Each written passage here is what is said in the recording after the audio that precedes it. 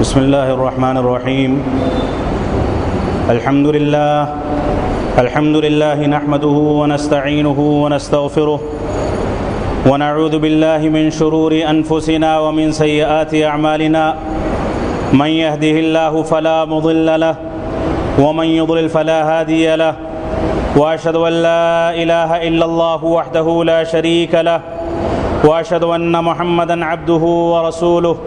أما بعد، فإن خير الحديث كتاب الله، وخير الهدي هدي محمد صلى الله عليه وسلم، وشر الأمور محدثاتها، وكل محدثة بدعة، وكل بدعة ضلالة، وكل ضلالة في النار. فأعوذ بالله السميع العليم من الشيطان الرجيم. بسم الله الرحمن الرحيم. وما محمد إلا رسول قد خلت من قبله الرسل أفإن مات أو قتل انقلبتم على أعقابكم. وقال الله تبارك وتعالى في موضع آخر: كل نفس ذائقة الموت. محترم سامعین کرام، بزرگان دین، نوجوانان ملت اسلامیہ اور خواتین اسلام، یہ دنیا کا دستور ہے اور اللہ رب العالمین نے اس فیصلے کو ایک اٹل شکل دے رکھی ہے کہ اس دنیا میں کسی کو دوام نہیں ہے. یہ دنیا فانی ہے، اس دنیا میں بسنے والے بھی اس سے گزر جاتے ہیں اور اس دنیا کو بھی ایک دن ختم کر دیا جائے گا. یہ اللہ رب العالمین کا اٹل قانون ہے. اللہ رب العالمین نے انسان کو آخرت کی تیاری کرنے کے لیے اس کے خاتمے کو مخفی رکھا ہے کہ انسان بچپن میں مرے یا جوانی میں مرے یا بڑھاپے میں مرے. دنیا کے اندر ہر قسم کے افراد آتے ہیں اور گزر جاتے ہیں.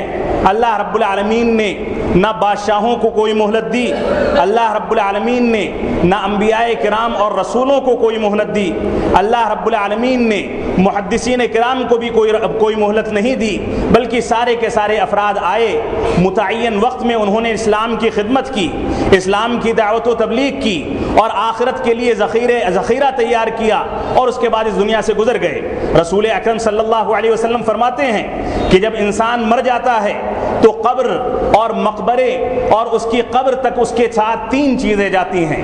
ایک چیز اس کے نام اعمال ہوتے ہیں، اعمال صالحہ ہوتے ہیں، دوسری چیز اس کا مال و دولت ہوتا ہے، اور تیسری چیز اس کے خاندان کے لوگ، اعز و اقارب اور رشتہ دار ہوتے ہیں. یہ سارے کے سارے افراد قبرستان تک اس کے ساتھ جاتے ہیں، لیکن اس کے لیے ایک چیز قبرستان میں باقی رہ جاتی ہے. وہ چیز اس کے اعمال صالحہ ہیں، اس کے نیک اعمال ہیں، اس کا ذخیرہ آخرت ہے جو اس نے آخرت کے لیے تیار کر رکھا تھا. اور اس کے بعد اسی کے بارے میں قبر میں اس سے سوال کیا جاتا ہے. قبروں کا سوال، قبر کے اندر جو سوال کیا جاتا ہے یہ ایک اٹل حقیقت ہے. قبر کے اندر انسان سے اللہ رب العالمین کے بارے میں سوال کر کے اس کی توحید کو آزمایا جاتا ہے. قبر کے اندر انسان سے آخرت کے بارے میں سوال کر کے اس کے عقیدے کو آزمایا جاتا ہے. قبر کے اندر انسان سے رسول اکرم صلی اللہ علیہ وسلم کے بارے میں سوال کر کے اس کے اتباع سنت کے جذبے کو آزمایا جاتا ہے. اور یہ ایک اٹل حقیقت ہے کہ دنیا میں جتنے بھی انبیاء کرام آئے، چاہے وہ اولو العزم من الرسل رہے ہوں، دوسرے انبیاء کرام رہے ہوں جن کی تعداد 1 لاکھ سے زائد ہے، سارے کے سارے انبیاء کرام آئے، ان کے اوپر کتابوں کا نزول ہوا، ان کے اوپر صحیفوں کا نزول ہوا. اللہ رب العالمین نے جبریل علیہ السلام کو ان کے لیے متعین کیا کہ وہ دین اسلام کا پیغام لے کر ان کے اوپر نازل ہوں، دنیا کی ہدایت کا کارنامہ انجام دیں، دنیا کو ظلم اور بربریت سے اور دنیا کو تاریکی سے نکال کر اسلام کی روشنی میں لائیں. انبیاء کرام آئے اور گزر گئے، سارے کے سارے انبیاء کرام گزر گئے. رسول اکرم صلی اللہ علیہ وسلم کی شخصیت جن کو شفاعت عظمی عطا کی گئی، رسول اکرم صلی اللہ علیہ وسلم جن کو حوض کوثر عطا کیا گیا، رسول اکرم صلی اللہ علیہ وسلم جن کو سید الانبیاء بنایا گیا، رسول اکرم صلی اللہ علیہ وسلم جن کے اوپر قرآن مجید جیسا معجزہ نازل کیا گیا۔ رسول اکرم صلی اللہ علیہ وسلم جن کے بارے میں اللہ رب العالمین نے خود ان کی قسم کھا کے جگہ جگہ پر قرآن مجید میں آیتوں کا نزول فرمایا، رسول اکرم صلی اللہ علیہ وسلم کی جو عظمت تھی ان کو بھی دوام نہیں مل سکا۔ اللہ رب العالمین نے ایک دن اٹھا لیا۔ اللہ رب العالمین نے اسی حقیقت کی طرف اشارہ کرتے ہوئے فرمایا وما محمد الا رسول قد خلت من قبلہ الرسل افإن مات او قتل انقلبتم على اعقابکم۔ اے لوگو تم سن لو کہ محمد صلی اللہ علیہ وسلم اللہ رب العالمین کے رسول ہیں۔ وما محمد الا رسول قد خلت من قبلہ الرسل، ان سے پہلے بھی انبیاء کرام گزرے، ان سے پہلے موسیٰ گزرے، ان سے پہلے عیسیٰ گزرے، ان سے پہلے نوح گزرے، ان سے پہلے آدم گزرے، ان سے پہلے سارے کے سارے انبیاء کرام گزرے اور وہ گزر گئے، ان کا مشن مکمل ہو گیا۔ انہوں نے توحید کی دعوت کا جو عزم کیا تھا اس کو مکمل کرنے کی کوشش کی، اور اسی طرح سے رسول اکرم صلی اللہ علیہ وسلم بھی گزر گئے۔ وما محمد الا رسول قد خلت من قبلہ الرسل، ان سے پہلے بھی انبیاء کرام گزرے ہیں۔ تو امت اسلامیہ کے لیے جو سب سے عظیم حادثہ تھا وہ رسول اکرم صلی اللہ علیہ وسلم کی وفات تھی۔ وفات کا منظر دیکھیں، آپ دیکھیں عمر فاروق نے وفات کا انکار کر دیا، فرمایا کہ اگر کسی آدمی نے یہ کہہ دیا کہ رسول اکرم صلی اللہ علیہ وسلم کی وفات ہو گئی ہے تو میری ننگی تلوار ہوگی اور اس کی گردن ہوگی، میں اس کی گردن کو اس کے دھڑ سے الگ کر دوں گا۔ میں اس بات کو برداشت نہیں کر سکتا کہ یہود و نصارہ جیسے رسول اکرم صلی اللہ علیہ وسلم کو ملیا میٹ کرنا چاہتے ہیں، اس دنیا سے رخصت کرنا چاہتے ہیں، اسی طرح سے مسلمان بھی یہ نعرہ لگائیں اگر کسی نے ایسا کہا تو اس کی گردن کو اس کے دھڑ سے الگ کر دیا جائے گا۔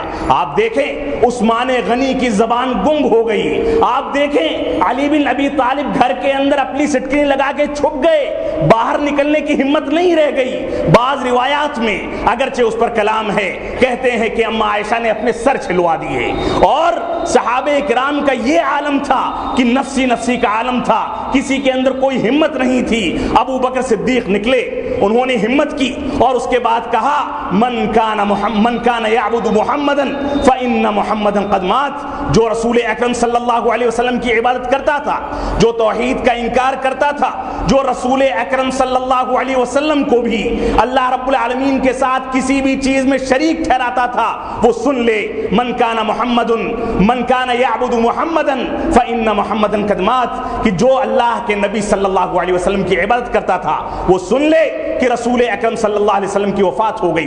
ومن کان یعبد اللہ فإن اللہ حی لا يموت، اور جو شخص اللہ رب العالمین کی عبادت کرتا تھا تو سن لے کہ اللہ رب العالمین زندہ ہے، کبھی مرنے والا نہیں، ہمیشہ سے ہے، ہمیشہ رہے گا۔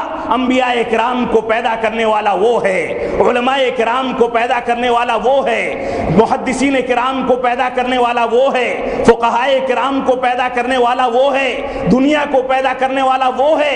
اور جتنے پیرانے پیر اس دنیا کے اندر خلاف سنت اور توحید کی شہرت کو کاٹ کر پوجے جاتے ہیں، شرک کر کے ان کو پوجا جاتا ہے، ان سب کو اس نے پیدا کیا ہے۔ بیماری کو وہی رفع کرتا ہے، انسان کو شفایابی وہی دیتا ہے، انسان کو صحت و تندرستی وہی دیتا ہے۔ تو اللہ کے نبی صلی اللہ علیہ وسلم ابو بکر صدیق نے فرمایا کہ جو اللہ رب العالمین کی عبادت کرتا تھا وہ سن لے کہ اللہ رب العالمین ہمیشہ سے ہے اور ہمیشہ رہے گا۔ یہ مشن کسی شخصیت کی وفات سے، کسی شخصیت کے گزر جانے سے نہیں ختم ہوتا، یہ مشن کتاب و سنت کا مشن ہے، اور کتاب و سنت ہمیشہ زندہ رہتے ہیں، کتاب و سنت کی تعلیم ہمیشہ زندہ رہتی ہے۔ تو امت اسلامیہ کے لیے سب سے بڑا سانحہ، سب سے بڑا حادثہ رسول اکرم صلی اللہ علیہ وسلم کی وفات تھی۔ اس کے بعد ابو بکر صدیق رضی اللہ تعالیٰ عنہ نے یہ آیت کریمہ تلاوت فرمائی، فرمایا وما محمد الا رسول قد خلت من قبلہ الرسل۔ اللہ کے نبی صلی اللہ علیہ وسلم صرف اللہ رب العالمین کے ایک رسول تھے، ان سے پہلے بھی انبیاء کرام گزرے ہیں۔ جو ان کی موت کا انکار کرتا ہے وہ انبیاء کرام کی تاریخ کا مطالعہ کر لے، ان کو بھی موت آئی اور رسول اکرم صلی اللہ علیہ وسلم کو بھی موت آئی۔ جب اس آیت کریمہ کی تلاوت کی گئی تو عمر فاروق کہتے ہیں کہ گویا ایسا لگتا تھا کہ میں نے اس آیت کریمہ کو کبھی سنا ہی نہیں ہے، کبھی اس کی تلاوت ہی نہیں کی ہے، ایسا لگتا تھا کہ اس کا نزول ابھی ہوا ہے، اور اس کے بعد میں نے توبہ کی، اپنی تلوار کو میان میں ڈالا، اور رسول اکرم صلی اللہ علیہ وسلم کی وفات کے بعد جن چیزوں کی تیاری کی جانی چاہیے تھی ان چیزوں کی تیاری میں لگ گیا۔ تو یہ امت اسلامیہ امت زندگی ہے، اس کے اندر زندگی کی رمق پھونکنے کے لیے انبیاء کرام آئے۔ قرآن مجید ہم کو زندگی کا آگے بڑھنے کا حکم دیتا ہے، قرآن مجید ہم کو آگے بڑھنے کی تعلیم دیتا ہے۔ یہ قرآن مجید، یہ ملت اسلامیہ، یہ اسلامی تعلیمات ہم کو 1400 برس سے لے کر اب تک ماتم کرنے کا حکم نہیں دیتے۔ یہ نہیں کہتے کہ یا حسین کا نعرہ لگایا جائے، یہ نہیں کہتے کہ کوئی پیر مر جائے تو اس کی قبروں کا طواف کر کے اس پر چادریں چڑھائی جائیں، یہ نہیں کہتے کتاب و سنت کی تعزیت کی مجلسیں رکھ کر مردے کو بخشوانے کی کوشش کی جائے۔ یہ کتاب و سنت اس بات کی دلیل نہیں پیش کرتے کہ مردے کی طرف سے قرآن خوانی کر کے اپنی عاقبت کو تباہ کیا جائے، بلکہ یہ قرآن مجید ہم کو اس بات کی تعلیم دیتا ہے کہ بڑی بڑی شخصیتیں آئیں اور گزر گئیں، ان کے گزر جانے کے بعد ان کے لیے مغفرت کی دعا کی جائے۔ ان کا اصل مقصد یہ تھا کہ اللہ رب العالمین نے دنیا کے اندر ان کو بھیجا تو کیا انہوں نے اپنی قبر کی تیاری کے لیے، آخرت کی تیاری کے لیے اعمال صالحہ انجام دیے کہ نہیں دیے؟ اس کے بعد سب سے بڑا سانحہ، سب سے بڑا حادثہ وہ ابو بکر صدیق کی وفات کا تھا، جن کو افضل البشر بعد الانبیاء کہا گیا ہے کہ انبیاء کرام کے بعد سب سے افضل شخصیت کے مالک، اور یہ سلسلہ چلتا چلا گیا۔ عمر فاروق کو ایک پارسی غلام نے قتل کر ڈالا، عثمان غنی کو بعض بلوائیوں نے قتل کر ڈالا، علی بن نبی طالب کی وفات ہو گئی، اور اس کے بعد خلفائے اربعہ کے بعد جو خلیفاؤں کا سلسلہ چلا، خلافت امویہ کو دیکھ لیں، خلافت عباسیہ کو دیکھ لیں، پوری تاریخ اسلام کا مطالعہ کر لیں، نہ دوام امام بخاری کو ملا، نہ امام مسلم کو ملا، نہ امام نسائی کو ملا، نہ امام ابو داؤد کو ملا، نہ کسی دوسرے محدث کو، نہ کسی دوسرے صحابی رسول کو۔ رسول اکرم صلی اللہ علیہ وسلم نے اپنی زندگی میں، اپنی حیاتی میں اس بات کی پیشین گوئی فرما دی تھی کہ جو انسان آخرت کے لیے تیاری کرے گا وہ آخرت میں کامیاب ہوگا۔ اور اس روئے زمین پر آج جو آدمی زندہ ہے وہ 100 سال کے اندر اندر فوت ہو جائے گا، اور تاریخ گواہ ہے کہ 110 ہجری میں آخری صحابی رسول کی وفات ہو گئی، اور صحابی رسول کا ایک ادنا سا سپاہی، ایک ادنا سا صحابی رسول، اگر کوئی آدمی اس کے بارے میں دل میں ذرا سی بھی منافقت رکھتا ہے تو یہاں سے اعلان کیا جا سکتا ہے کہ وہ اسلام سے خارج ہے۔ صحابہ اکرام کی شخصیات جب نہیں بچ سکیں تو کون سی شخصیت بچے گی؟ اللہ رب العالمین نے اس دنیا کو چلنے کے لیے بنایا ہے، کسی کی وفات سے یہ مشن نہیں مٹتا، کسی کی وفات سے اس مشن کو ٹھنڈا نہیں کیا جا سکتا، بلکہ یہ مشن کتاب و سنت کا مشن ہے، یہ مشن کتاب و سنت کی احیاء کا مشن ہے۔ جو گزر گیا وہ گزر گیا، اس نے احیاء سنت کا کام کیا، اس نے مسجدیں بنائیں، اس نے مدارس قائم کیے، اس نے اپنی غیرت کی وجہ سے کتاب و سنت کی ترویج کے لیے ساری دنیا میں ڈنکے پیٹے، اس کی تعزیت کے لیے جو افراد بھی ہم سے تعزیت کرتے ہیں ہم ان کے مشکور ہیں، سارے کے سارے افراد ہمارے ساتھ ہیں، لیکن اللہ رب العالمین اس کی مغفرت فرمائے، اس کا مشن مرا نہیں ہے، اس کے افراد ابھی زندہ ہیں، اس کی مساجد زندہ ہیں، اس کے یہاں درس و تدریس کا سلسلہ جاری ہے، اس کے یہاں دروس حدیث کا سلسلہ جاری ہے، اس کے یہاں تفسیر قرآن کا سلسلہ جاری ہے، اور یہ قیامت تک جاری رہے گا۔ یہ مشن کسی کی موت سے نہیں مرتا، بس ہمارے لیے ضروری ہے کہ ہم تعزیتوں کی مجلسوں سے بچ کر، قرآن خوانی سے بچ کر، غیر رسمی چیزوں سے بچ کر، ایسی چیزوں سے بچ کر جن چیزوں کا تعلق کتاب و سنت سے نہیں ہے، کتاب و سنت میں جن چیزوں کا تذکرہ نہیں ملتا، ان چیزوں سے بچ کر ہم ان کے لیے مغفرت کی دعا کریں۔ یہ ہماری بنیادی ذمہ داری ہے۔ جو چلا گیا وہ اپنے اعمال صالحہ کو لے کر چلا گیا، جو موجود ہے اس کو آخرت کی تیاری کرنی چاہیے۔ شخصیات آتی ہیں اور گزر جاتی ہیں، رسول اکرم صلی اللہ علیہ وسلم کے بارے میں آپ کو بتایا گیا کہ کیا کیفیت تھی رسول اکرم صلی اللہ علیہ وسلم کی وفات کے بعد، بلکہ وفات سے پہلے صورتحال یہ تھی کہ سید الانبیاء تھے۔ اللہ رب العالمین نے جو عظمت عطا فرمائی تھی کسی نبی کو نہیں دی گئی، لیکن صورتحال یہ تھی بخار کی شدت کی وجہ سے صحابہ اکرام کندھے پر ٹیکا دے کر کندھے پر سہارا دے کر مسجد میں مصلی تک لایا کرتے تھے اور رسول اکرم صلی اللہ علیہ وسلم مقتدیوں کی امامت کرایا کرتے تھے. یہ صورتحال تھی. ہمارا نبی اتنا مجبور ہو گیا تھا کہ اس کو خود چلنے کی طاقت نہیں تھی. اتنا مجبور ہو گیا تھا کہ جب بستر پر لیٹا ہوا تھا تو اما عائشہ کی طرف اشارہ کیا. انہوں نے مسواک کو اپنے منہ سے چبا کر ان کے منہ میں ڈالا. مسواک کو منہ سے چبانے کی طاقت نہیں رہ گئی تھی. یہ انبیاء کرام کی حالت تھی, یہ سید الانبیاء کی حالت تھی. تو ہم کون سے کھیت کی مولی ہیں؟ اللہ کے نبی صلی اللہ علیہ وسلم گزر گئے. یہ صورتحال تھی کہ رسول اکرم صلی اللہ علیہ وسلم کی وفات کے بعد پوری دنیا حواس باختہ تھی. دشمنان اسلام حکومت اسلامیہ کے اوپر حملہ کرنے کے لیے تیار تھے, لیکن ابو بکر صدیق جیسی شخصیت جو متبع سنت تھی, جس نے اتباع سنت کو اپنا اوڑھنا بچھونا بنا رکھا تھا, اس نے کہہ دیا کہ زید کو روانہ کرنے کا حکم اللہ کے نبی صلی اللہ علیہ وسلم نے دیا ہے. زید رضی اللہ تعالیٰ عنہ کو اگرچہ ان کی عمر 17 سال ہے, اگرچہ ان کی عمر 17-18 ہی سال ہے, لیکن یہ لشکر روانہ ہوگا یہ بات کہہ کر اور کئی کلومیٹر تک خلیفہ وقت نے ایک ادنا سے غلام کو پیدل اس کی سواری کے ساتھ رخصت کرنے کے لیے جا کر یہ پیغام امت اسلامیہ کو دے دیا کہ امت اسلامیہ حوصلوں سے چلتی ہے, زندگی کے عزم سے چلتی ہے, کتاب و سنت کی پیروی سے چلتی ہے. یہ امت اسلامیہ بے حوصلگی سے اور پست ہمتی سے نہیں چلتی.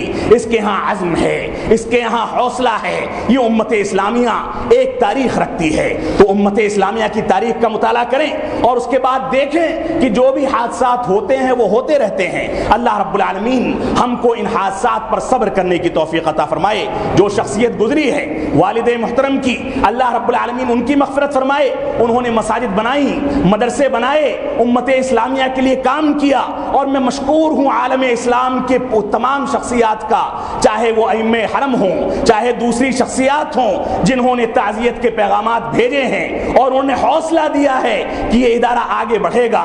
اس ادارے کے پاس کمیٹی ہے, اس ادارے کے پاس ذمہ داران ہیں, یہ ادارہ مرا نہیں ہے, یہ ادارہ چلتا رہے گا.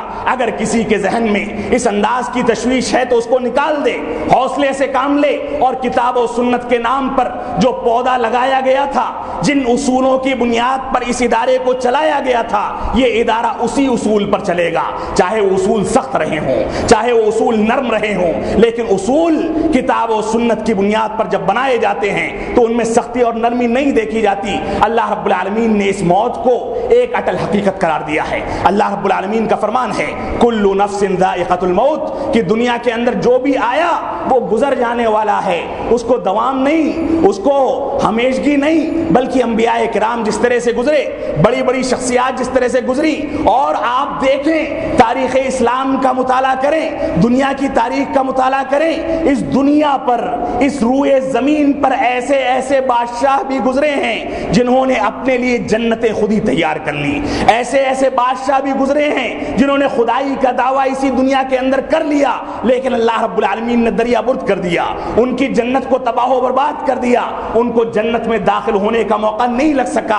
اللہ رب العالمین نے ہم کو جو حوصلہ دیا ہے, ہم کو جینے کا جو ضابطہ سکھایا ہے, وہ کتاب و سنت اور بالخصوص توحید اور اتباع سنت کا اصول اور ضابطہ ہے. اس کے مطابق ہم کو زندگی گزارنی چاہیے. آئیے موت کی حقیقت کو سنتے چلیں. یہ موت کیا چیز ہے؟ یہ موت کیا کسی کی رعایت کرتی ہے؟ ایک بچہ ماں کی کوکھ میں ماں کو 9 مہینے تک پوری تکلیفیں دینے کے بعد اور ماں کے درد زہ اٹھ جانے کے بعد پیدا ہوتا ہے. کوئی انسان ضمانت نہیں دے سکتا کہ وہ 1 منٹ بھی زندہ رہے گا یا 2 منٹ زندہ رہے گا. انسان فانی ہے, انسان کو گزر جانا ہے, انسان کی کوئی حقیقت نہیں, انسان پالی کا بلبلہ ہے. انسان کے لیے ضروری ہے کہ موت و زندگی کی کشمکش کو دیکھ کر اور شخصیات کے گزر جانے کو دیکھ کر انسان اس بات سے عبرت حاصل کرے کہ اس نے آخرت کے لیے کیا کیا ہے. اللہ کے نبی صلی اللہ علیہ وسلم کا ارشاد ہے کہ اللہ کے نبی صلی اللہ علیہ وسلم فرماتے ہیں, عبداللہ بن عمرو بن عاص رضی اللہ تعالیٰ راوی حدیث ہیں کہ ان اللہ لا يقبض العلم انتزاعا ينتزعه من الناس ولكن يقبض العلم بقبض العلماء حتى اذا لم يبقى عالما اتخذ الناس رؤوسا جهالا فسئلوا فافتوا بغیر علم فضلوا واضلوا۔ صحیح بخاری کی روایت ہے، اللہ کے نبی صلی اللہ علیہ وسلم نے علماء کرام کی، علم شریعت کی اور شریعت اسلامیہ کی، علم توحید اور علم اتباع سنت کی جو فضیلت بتائی ہے، رسول اکرم صلی اللہ علیہ وسلم فرماتے ہیں کہ فضل العالم علی العابد کفضلی علی سائر الکواکب۔ ایک عالم کی اہمیت، ایک عالم کی فضیلت ایک عام آدمی پر اسی طرح سے ہے جیسے میری اہمیت اور چاند اور سورج کی اہمیت عام ذرات پر ہے۔ رسول اکرم صلی اللہ علیہ وسلم نے عالم دین کی مثال اپنی شخصیت کی مثال سے سمجھائی ہے۔ اسی وجہ سے رسول اکرم صلی اللہ علیہ وسلم فرماتے ہیں کہ العلماء ورثۃ الانبیاء، یہ علماء کرام انبیاء کرام کے وارث ہیں۔ انبیاء کرام جس دین اسلام، جس توحید کو لے کر نکلے، جس توحید کو لے کر، جس مشن کو لے کر آگے بڑھے، اس مشن کو مزید تقویت پہنچانے والے، اس مشن کی نشر و اشاعت کرنے والے یہ علماء کرام ہیں، یہ علماء ربانی ہیں جنہوں نے کتاب و سنت کے لیے اپنی جانوں کو قربان کر دیا۔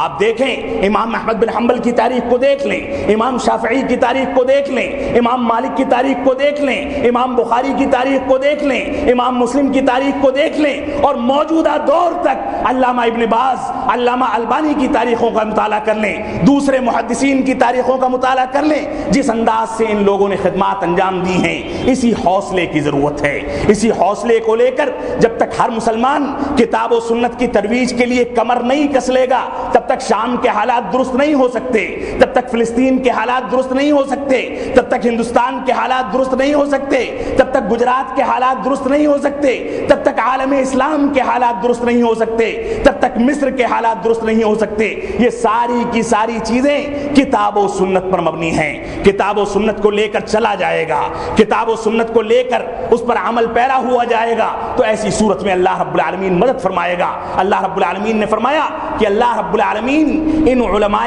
کرام کو اٹھا کر اس دنیا سے علم کو اٹھا لیتا ہے۔ جس علم کی مشابہت اللہ رب العالمین نے ایک جاہل کو ایک جانور قرار دے کر دیا۔ اللہ رب العالمین نے فرمایا هل يستوي الذين يعلمون والذين لا يعلمون، جو لوگ جانتے ہیں اور جو لوگ جاہل ہیں وہ برابر نہیں ہو سکتے۔ اسی طرح سے اللہ رب العالمین نے فرمایا جو لوگ علم رکھنے کے باوجود اس کے مطابق زندگی نہیں گزارتے، ایسے لوگوں کی مثال بہائم کی ہے، چوپایوں کی ہے، بل ہم اول، بلکہ اس سے کہیں زیادہ گزرے ہیں۔ وہ اپنے کانوں کو، کان کے وجود کے باوجود استعمال نہیں کرتے، نہ اس سے سنتے ہیں، نہ ناک سے سونگھتے ہیں، نہ آنکھوں سے دیکھتے ہیں، نہ زبانوں کا استعمال کرتے ہیں۔ یہ ساری کی ساری چیزیں ان کی لا یعنی ہیں، ان کے ہاں اس چیز کا کوئی فائدہ نہیں۔ تو یہ علماء کرام اس امت کے لیے رحمت ہیں۔ اور میں معاف فرمائیں گے سامعین کرام کہ علماء کرام کی ناقدری کا جو فیصلہ ہماری امت نے اس زمانے میں کر لیا ہے، جس انداز سے جاہلوں کو اپنا مفتی بنا کر انسانوں نے ان کو ان کے سامنے سوال و جواب رکھ کے اپنی شخصیات کو گمراہ کرنا شروع کر دیا ہے، اور علماء کرام کی کوئی قدر و منزلت نہیں رہ گئی، یہ ہمارے لیے لمحہ فکریہ ہے۔ رسول اکرم صلی اللہ علیہ وسلم نے اسی حقیقت کی طرف اشارہ کرتے ہوئے فرمایا کہ ان اللہ لا يقبض العلم انتزاعا، کہ اللہ رب العالمین اس علم شرعی کو ایک بیگ نہیں ختم کرتا، ایسے نہیں اٹھا لیا جاتا، بلکہ اس علم شرعی کو اللہ رب العالمین قبض علماء کے ساتھ ختم کرتا ہے۔ وَلَكِنْ يَقْبِضُ الْعِلْمَ بِقَبْضِ الْعُلَمَاءِ، بلکہ علماء کرام کو اس دنیا سے رخصت کر کر کے اللہ رب العالمین اس علم کو اس دنیا سے رخصت کر دیتا ہے۔ آپ دیکھیں تاریخ اسلام کا مطالعہ کریں، صرف ایک شخصیت کی مثال دوں گا، علامہ البانی رحمۃ اللہ علیہ۔ 500 سال میں اس شخصیت نے جتنا کام کیا کسی پوری کمیٹی نے حدیث کی خدمت پر اتنا کام نہیں کیا۔ اور اس کے علاوہ آپ محدثین کرام میں کتب ستہ کے مؤلفین امام احمد بن حنبل اور جن افراد کے میں نے نام لیے ہیں ان لوگوں کی تاریخ کو سامنے رکھیں، لیکن ان کی وفات کے ساتھ علم کا ایک بڑا ذخیرہ ان کے ساتھ مٹی میں دفن ہو گیا۔ اللہ رب العالمین علم کو علماء کرام کی وفات کے ساتھ ساتھ اٹھاتا ہے۔ اللہ کے رسول صلی اللہ علیہ وسلم نے آگے فرمایا حتی اذا لم یبق عالما، یہاں تک کہ جب علماء کرام نہیں بچیں گے، یہ قرب قیامت کی علامت ہے، جب علماء کرام نہیں بچیں گے، اتخذ الناس رؤوسا جہالا، تو لوگ جاہلوں کو اپنا سردار مان لیں گے، جاہلوں کو اپنا مفتی مان لیں گے، جاہلوں کو اپنا پیشوا اور رہنما مان لیں گے، فسئلوا فافتوا، اور ان سے سوال کریں گے اور وہ جواب دیں گے، اور وہ خود بھی گمراہ ہوں گے اور جن سے سوال کیا جا رہا ہے وہ بھی گمراہ ہوتے چلے جائیں گے۔ صحیح بخاری کی روایت ہے۔ اسی طرح سے ابو ہریرہ رضی اللہ تعالیٰ عنہ فرماتے ہیں کہ اللہ کے نبی صلی اللہ علیہ وسلم نے ارشاد فرمایا، اذا مات الانسان انقطع عنه عمله الا من ثلاث، صدقة جاریہ او علم ينتفع به او ولد صالح يدعو له۔ صحیح مسلم کی روایت ہے۔ ابو ہریرہ رضی اللہ تعالیٰ عنہ فرماتے ہیں کہ جب انسان اس دنیا سے رخصت ہو جاتا ہے تو اس کے اعمال کا سلسلہ منقطع ہو جاتا ہے، نہ قرآن خوانی اس کو فائدہ پہنچاتی ہے، نہ قبروں پر دیگیں چڑھانا اس کو فائدہ پہنچاتی ہے، نہ اس کی جانب سے نمازیں پڑھنا اس کو فائدہ پہنچاتی ہے، نہ اس کی جانب سے تلاوت کرنا اس کو فائدہ پہنچاتی ہے، نہ اس کی جانب سے کسی دوسرے انداز کا عمل کرنا اس کو فائدہ پہنچاتی ہے، بلکہ فائدہ وہی چیز پہنچاتی ہے جس چیز کا کتاب و سنت کے اندر ذکر ہے۔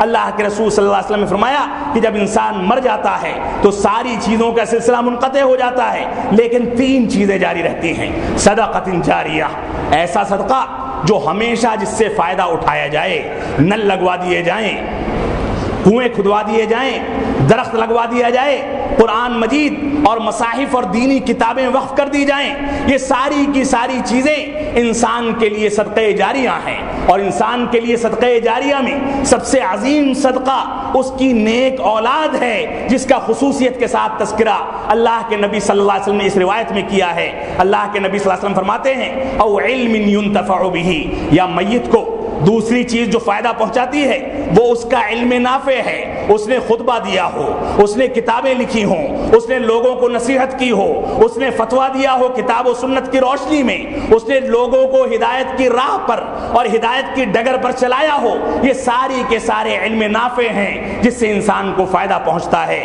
او ولد صالح یدعو له، یا اس کی نیک اولاد جو اس کے لیے دعا کرے، جو اس کی نیک اولاد جو نمازوں کو قائم کرے، اس کی نیک اولاد جو مساجد کو قائم کرے، اس کی نیک اولاد جو تلاوت کلام پاک کا اہتمام کرے، اس کی نیک اولاد جو دوسرے نیک اعمال میں بڑھ چڑھ کر حصہ لے، یہ ساری کی ساری چیزیں اس کے لیے صدقہ جاریہ ہیں۔ لیکن کسی عبادت کی کوئی خصوصیت، چاہے قرآن مجید پڑھنے کی خصوصیت ہو، چاہے تلاوت کلام پاک کی خصوصیت ہو، چاہے نمازیں پڑھنے کی خصوصیت ہو، چاہے قبروں پر دیگیں چڑھانا، چاہے قبروں پر پھول چڑھانا، چاہے قبروں پر چادریں چڑھانا، یا قبروں کو ضرورت سے زیادہ اونچا کر لینا، یا قبروں کو پکا کر دینا، یا قبروں کے اوپر چونا گٹ کرنا، یا قبروں کے پاس بیٹھ کر زار و قطار رونا اور وہاں زیادہ سے زیادہ وقت گزارنا، زیارت سے زیادہ وقت گزارنا، یہ ساری کی ساری بدعات ہیں جن کو رسول اکرم صلی اللہ علیہ وسلم نے احادیث میں صراحت کے ساتھ منع فرمایا ہے،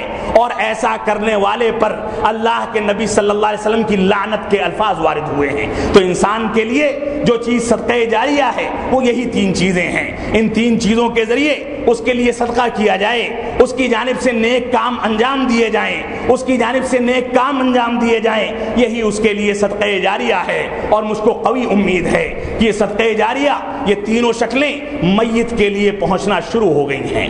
جو میت گزر چکی، والد محترم گزر چکے، یہ ساری صفات ان کے اندر موجود تھیں، اس وجہ سے ہم کو نا امید ہونے کی ضرورت نہیں ہے۔ اسی طرح سے ابن عمر رضی اللہ تعالیٰ عنہما فرماتے ہیں کہ اخذ رسول اللہ صلی اللہ علیہ وسلم بمنکبی فقال کن فی الدنیا کأنک غریب او عابر سبیل، وکان ابن عمر یقول اذا امسیت فلا تنتظر الصباح واذا اصبحت فلا تنتظر المساء وخذ من صحتك لمرضك ومن حیاتك لموتك۔ صحیح بخاری کی روایت ہے۔ ابن عمر رضی اللہ تعالیٰ عنہ فرماتے ہیں کہ اللہ کے نبی صلی اللہ علیہ وسلم نے میرے کندھے پر شفقت کے ساتھ ہاتھ رکھا، کندھے پر ہاتھ رکھ کے فرمایا کہ اے بیٹے سن لو، شفقت تھی، کندھا پکڑ کے فرمایا کہ سن لو، اللہ رب العالمین نے اس دنیا کو فانی بنایا ہے، یہ دنیا دوام کے ساتھ رہنے والی نہیں، اس میں آنے والے پانی کے بلبلے کی طرح سے گزر جاتے ہیں، اس میں آنے والے کچھ اعمال صالحہ انجام دے کر گزرتے ہیں، کچھ بدکاریوں میں خوشحالی کی زندگی گزار کر گزر جاتے ہیں، لیکن انسان کی زندگی وہی ہے، انسان کی موت وہی ہے جس پر زمانہ افسوس کرے، جس نے کتاب و سنت کی ترویج کے لیے اپنی زندگی کو وقف کر دیا ہو، اس کی زندگی پر افسوس کیا جاتا ہے۔ اللہ کے نبی صلی اللہ علیہ وسلم نے ابن عمر کا کندھا پیچھے سے پکڑا اور اس کے بعد فرمایا کن فی الدنیا کأنک غریب۔ ابن عمر معمولی صحابی رسول نہیں تھے، ابن عمر اسلام کے دوسرے خلیفہ راشد، جن کی رائے کی تائید میں اللہ رب العالمین نے قرآن مجید کی بے شمار آیتوں کا نزول فرمایا، جن کے بارے میں یہاں تک ملتا ہے کہ ابو بکر صدیق اور عمر اور ابو بکر صدیق اور اللہ کے نبی صلی اللہ علیہ وسلم کی رائے بعض مسائل میں کچھ تھی اور عمر فاروق کی کچھ تھی۔ اللہ رب العالمین نے عمر فاروق کی رائے کو راجح قرار دے کر اللہ کے نبی صلی اللہ علیہ وسلم کی رائے کو ٹھکرا دیا۔ ان کے بیٹے ہیں جن کے بارے میں اللہ کے نبی صلی اللہ علیہ وسلم نے ایک مرتبہ سوال کیا کہ وہ کون سا درخت ہے جس کو مومن سے مشابہت دی جاتی ہے؟ یہ شرم کی وجہ سے اور گھبرانے کی وجہ سے بڑے علماء کرام، بڑے صحابہ کرام کی موجودگی کی وجہ سے جواب نہیں دے سکتے، جبکہ جواب انہی کو معلوم تھا، ان کے ابا عمر فاروق کو بھی نہیں معلوم تھا، دوسرے جلیل القدر صحابہ کرام کو بھی نہیں معلوم تھا۔ باہر نکلے تو اپنے ابا سے کہا کہ مجھ کو جواب معلوم تھا لیکن میں بتا نہیں سکا۔ عمر فاروق نے کہا کہ بیٹا اگر تم بتا دیتے تو میرا سینہ پھول کر بڑا ہو جاتا۔ یہ اتنے جلیل القدر صحابی جن کو اتباع سنت میں شدت کے ساتھ موصوف کیا جاتا ہے، اور یہ کہا جاتا ہے کہ رسول اکرم صلی اللہ علیہ وسلم نے جہاں بیٹھ کر پانی پیا تھا یہ کوشش کرتے تھے کہ جب پیاس لگے تو وہیں پر بیٹھ کر پانی پئیں، جہاں رسول اکرم صلی اللہ علیہ وسلم نے استنجا کیا ہوتا تھا یہ وہیں پر استنجا کرتے تھے، جہاں قضائے حاجت کے لیے گئے ہوتے تھے یہ وہیں پر جاتے تھے، یہاں تک کہ اللہ کے نبی صلی اللہ علیہ وسلم کے اعمال، چال ڈھال، رہن سہن، کپڑے لتے، ہر چیز میں رسول اکرم صلی اللہ علیہ وسلم کی مشابہت اختیار کرتے تھے۔ ان کی یہ صورت ہے کہ رسول اکرم صلی اللہ علیہ وسلم کندھے پر ہاتھ رکھتے ہیں، فرماتے ہیں کہ کن فی الدنیا کأنک غریب۔ اے ابن عمر تم سن لو، جلیل القدر صحابی رسول کے بیٹے ہو، تمہارے بڑے فضائل ہیں، لیکن اس کے باوجود سن لو یہ دنیا ایک مسافر کی دنیا ہے۔ اس دنیا کی مثال ایک مسافر خانے کی طرح سے ہے کہ انسان اپنی اٹیچی میں بعض ضروری اشیاء، اپنا کپڑا لتا اور دوائیں رکھ کے نکلتا ہے کہ ابھی صبح جا رہا ہوں، شام تک واپس آنا ہے، اس وجہ سے کیا سارا سامان لے کر جاؤں، اور اس کے بعد وہ گھر واپس آ جاتا ہے۔ انسان کی مثال، اس دنیا کی مثال اسی مسافر کی طرح سے ہے۔ انسان پیدا ہوتا ہے اور موت کے حوالے ہو جاتا ہے۔ اسی وجہ سے ابن عمر نے فرمایا، وہ کہا کرتے تھے کثرت کے ساتھ کہ اذا امسیت فلا تنتظر الصباح، جب تم کو شام کا پہر مل جائے تو صبح کے پہر کا انتظار نہ کرو کہ صبح بھی تم کو ملے گی کہ نہیں ملے گی، اسی طرح سے جب تم کو صبح کا پہر مل جائے تو شام کا انتظار نہ کرو۔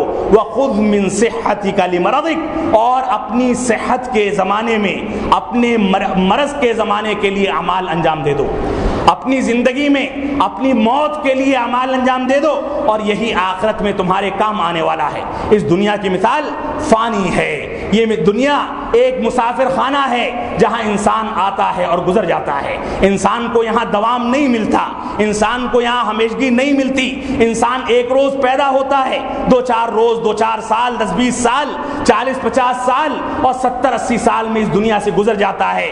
کتنے واقعات ایسے ہوتے ہیں، یہی مسجد کے پڑوس میں ایک واقعہ 3-4 روز پہلے ہوا کہ ایک نوجوان لڑکا رات میں سویا اور صبح سویا رہ گیا، وفات ہو گئی۔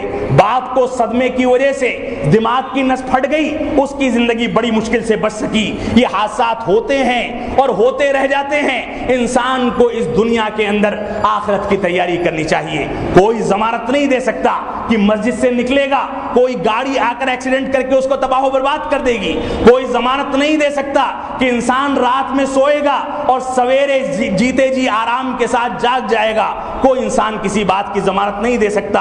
اسی وجہ سے ابن عمر فرماتے تھے کہ جب صبح ہو جائے تو شام کا انتظار نہ کرو, بلکہ صبح ہی کے پہر میں اللہ رب العالمین کی رضامندی کے لیے, آخرت کی تیاری کے لیے, کتاب و سنت پر عمل پیرا ہونے کے لیے تم کچھ عمل انجام دے دو. تم دیکھ لو, اپنی تاریخ کا مطالعہ کر لو. انبیاء اکرام کو دوام نہیں ملا. تم انبیاء اکرام کی تاریخ کو دیکھو, صحابہ اکرام کی تاریخ کو دیکھو, اور دیکھو کہ کس انداز سے انبیاء اکرام گزر گئے. انبیاء اکرام کو بھی ملک الموت نے آ کر یہ مہلت نہیں دی کہ اللہ رب العالمین آپ سے اجازت طلب کر رہا ہے, جیسا کہ بعض روایات میں کہا جاتا ہے نعوذ باللہ من ذالک کہ رسول اکرم صلی اللہ علیہ وسلم کے پاس آ کر فرشتے نے اجازت طلب کی کہ اللہ رب العالمین آپ کی روح قبض کرنا چاہتا ہے. ایسا کچھ نہیں ہے. اللہ رب العالمین کا نظام اٹل نظام ہے, چاہے وہ سید الانبیاء ہوں, چاہے بڑے سے بڑے بادشاہ ہوں, چاہے اپنی کرسی پر بیٹھا ہوا کوئی عہدیدار ہو. جب موت آتی ہے تو عہدہ نہیں دیکھتی, جب موت آتی ہے تو منصب نہیں دیکھتی, جب موت آتی ہے تو غموں کا پہاڑ نہیں دیکھتی. موت آتی ہے تو آ جاتی ہے اور اس کے بعد گزر جاتی ہے. انسان گزر جاتا ہے.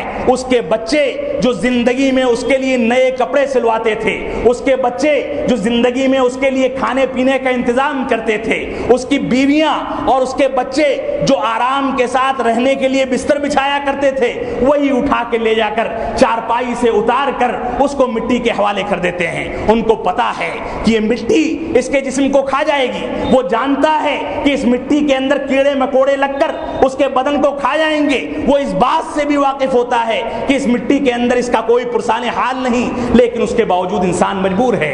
انسان جانتا ہے کہ یہی انسان کا نتیجہ ہے, لیکن انسان کے یہاں موت ہوتی ہے. ایک دن گزرتا ہے, دوسرا دن گزرتا ہے, تیسرا دن گزرتا ہے, تعزیت مکمل ہوتی ہے اور انسان پھر دنیا داری میں مشغول ہو جاتا ہے. انسان کو نمازوں سے مطلب, نہ تلاوت کلام پاک سے مطلب, انسان کو نہ عقیدہ توحید سے مطلب, انسان کو نہ اتباع سنت سے مطلب, انسان کو نہ سود کو ترک کرنے سے مطلب, انسان کو نہ دوسری چیزوں سے مطلب. ساری چیزوں میں مست مولا بن کے وہ کتاب و سنت کو نظر انداز کرتا چلا جاتا ہے.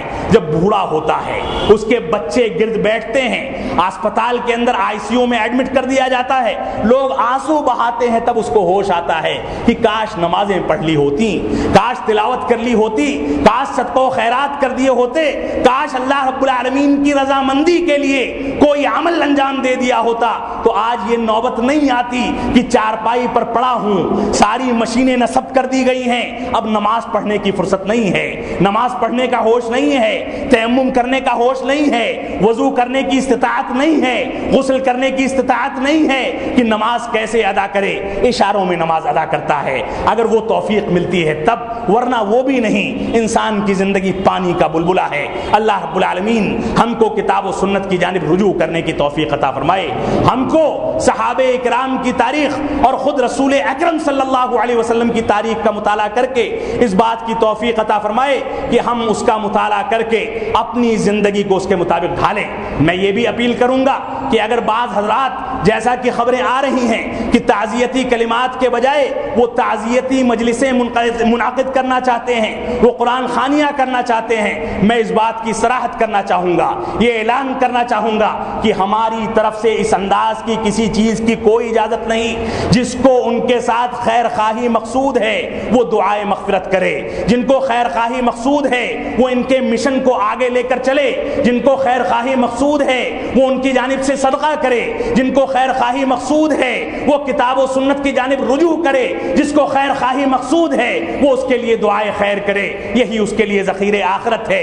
قرآن خوانی سے کچھ نہیں ہوتا, تعزیتی مجلسوں سے کچھ نہیں ہوتا, اخبارات میں ہائی لائٹ ہونے سے کچھ نہیں ہوتا. یہ دنیا فانی ہے, اخبارات بھی ختم ہو جائیں گے, میڈیا بھی ختم ہو جائے گی, ساری دنیا فنا ہو جائے گی, انسان کو کچھ نہیں ملنے والا. اللہ رب العالمین ہم کو نیک اعمال کرنے کی توفیق عطا فرمائے. جب تک ہم جئیں تب تک اسلام پر جئیں, جب ہمارا خاتمہ ہو تو ایمان پر ہو. بارک اللہ لنا ولکم فی القرآن المجید ونفعنی وإیاکم بالآیات والذکر الحمید انہ تعالی جواد کریم ملک بر رؤوف الرحیم.